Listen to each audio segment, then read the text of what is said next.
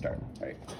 Hello painting students. I wanted to give you a video that clearly demonstrates the technique of dry brushing. And dry brushing is a technique used to blend wet paint on the surface. And so I've got oil paint on this sphere, and right now I'm just making sure that there's enough wet oil paint that I'll be able to dry brush, because dry brushing works best when you have both sides of the blend as wet paint.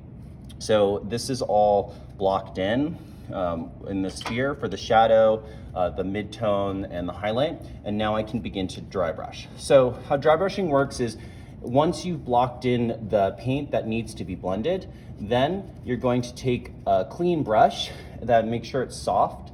And with dry brushing, you're gently pushing the paint at either side of the blend until it begins to create smooth transitions.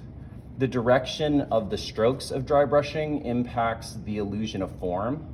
And so you can see I'm taking rounded strokes, curved strokes, to help support the form of the sphere. And you have to clean off your dry brush after every couple of strokes, and sometimes after every single stroke, or else you start bringing the muddy blended paint up into the areas that don't need it.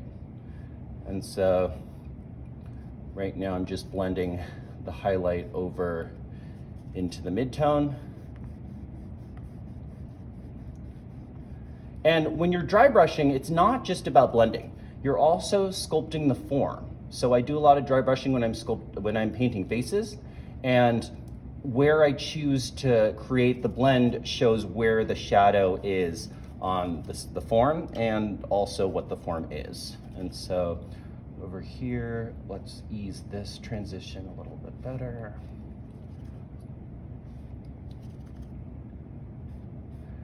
So you can do this in acrylic, but when you're blending in acrylic, I'd only venture to dry brush small sections, about 2 square inches, because if you tried to put wet paint everywhere on the sphere, the majority of it would be dry by the time you attempted to dry brush the rest of it.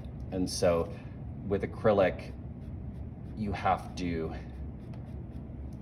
go faster, and that means doing it on less of an area. So I'm gonna actually paint in a bit of this reflected light.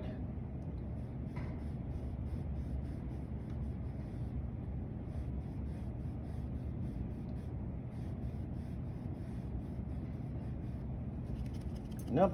I'm gonna dry brush the edge of the shadow. And dry brushing can take place with smaller brushes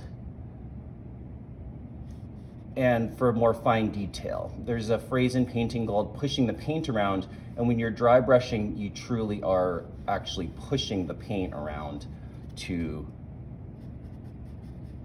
sculpt your forms out. And you can see there's not any wet paint here, and so the dry brushing didn't work as effectively to create a diffuse edge. So now I have to go in with some white. So that is just a quick demonstration of the technique of dry brushing for those that are not sure.